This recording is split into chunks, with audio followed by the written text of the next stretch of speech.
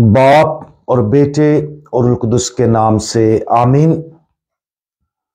आज हम मुकद्दस लूका की अंजील उसका 21वां बाब और उसकी आयात 5 ता 7 पर ध्यान ज्ञान करेंगे। और आज हम तमाम चीजों में अमनो सुकून से रहें इसके बारे में सुनेंगे। और जब बास हैकल की बाबत कह रहे थे कि वो नफीस पत्थरों और नजर के तहाइफ से आरास्ता है, तो उसने कहा वो दिन आएंगे कि इन चीजों में से जो तुम देखते हो पत्थर पर पत्थर छोड़ा ना जाएगा जो गिराया ना जाए। तब उन्होंने उससे पूछा कि आए उस्ताद, ये बातें कब होंगी और जब होने को हो तो उसका क्या निशान होगा। लफ्जी तौर पर खुदावंद यीशु मसीह की यह पेशन गोई सच साबित हुई। 70 ईस्वी में हैकल जिस पर वो तबसरा कर रहे थे तबाह बर्बाद हो गई।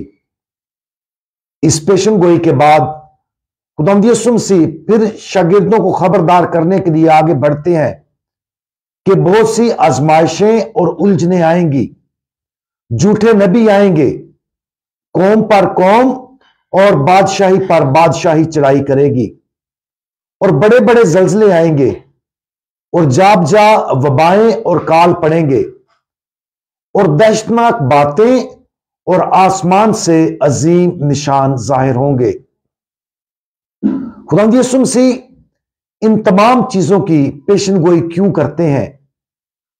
जवाब बहुत सादा है। वो उन्हें डराने की कोशिश नहीं कर रहे थे, वो महज उनके तजस्सुस को पूरा करने की कोशिश नहीं कर रहे थे। इसकी बजाय खुदावंद यीशु मसीह उन्हें खबरदार कर रहे थे और हम सबको भी तैयार कर रहे थे ताकि जब वो आए तो हम गुमराह या खौफजदा ना हो। वो कहते हैं, खबरदार कोई तुम्हें गुमराह ना कर दे और घबरा ना जाना।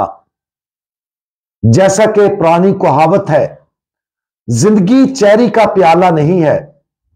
जब तक हम इस आजमाइशों भरी दुनिया में रहते हैं, अफरा तफरी, उलझन, धोखा, बदसलूकी, स्कैंडल, तनाज़ात और इस तरह की चीजें हमारे चारों तरफ होंगी। और जब हम ऐसी किसी मुश्किल का सामना करते हैं तो खौफ, गुस्सा और मायूसी का लालच होता है। खा वो खानदानी तनाज़ात हो, बादमनी हो या खुद कलीसिया के अंदर भी तकसीम हो, खुदा बाप चाहता है कि हम अमन में रहें और हमेशा उस पर भरोसा रखें। खुदावंद यीशु मसीह की अपनी जिंदगी को एक मिसाल के तौर पर लें। खुदावंद यीशु मसीह को गिरफ्तार किया गया, झूठा इल्जाम लगाया गया, मौत की सजा सुनाई गई और मसलूब किया गया, और इस सब के बावजूद वो सुकून में रहे, क्योंकि वो जानते थे कि उसकी अजियत ही नई जिंदगी का जरिया बन जाएगी। जो खुदा से मोहब्बत करते और उसकी खिदमत करते हैं, वो हर चीज को उनकी भलाई के लिए इस्तेमाल करता है। आज इस नाकाबिले तरदीद हकीकत पर गौर करें कि हमारी जिंदगी मुश्किलात का शिकार होगी। कभी वो मुश्किल हमारे गुनाह के नतीजे में खुद मुसल्लत होती है और कभी किसी दूसरे के गुनाह की वजह से नाहक मुसल्लत होती है। सच कहा जाए तो हमें सिर्फ अपने गुनाह के बारे में फिक्रमंद होना चाहिए। अगर दूसरे चैलेंजेस हमारे सामने आते हैं जो हमारे काबू से बाहर हैं, तो इन चैलेंजों को इत्माद के मौके के तौर पर इस्तेमाल करें। हर मुसीबत, हर दुख, हर सानहा, हर जद्दोजहद, सब कुछ खुदा के सुपुर्द कर दें। अगर खुदा बाप अपने ही इलाही बेटे के वहशियाना मसलूब किए जाने के जरिए अब तक की सबसे बड़ी भलाई ला सकता है, तो वो यकीनी तौर पर इन तमाम चीजों के साथ ऐसा ही कर सकता है जो हम उसे भरोसे के साथ पेश करते हैं। हर वक्त और हर हाल में भरोसा रखें, और हमारा कादिर मुतलक खुदा हर चीज से भलाई पैदा करेगा। हमारे सबसे ताकतवर खुदावंद, आपने हमें बहुत सी मुश्किलात से खबरदार किया जो आपकी जलाली वापसी से पहले हमारे रास्ते में आएंगी।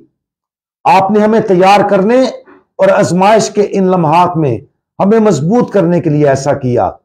बराए करम हमें वो फजल अता करें जिसकी हमें हमेशा आप पर भरोसा करने की जरूरत है, और हम अपनी हर सलीब को आपके सुपुर्द करते हैं।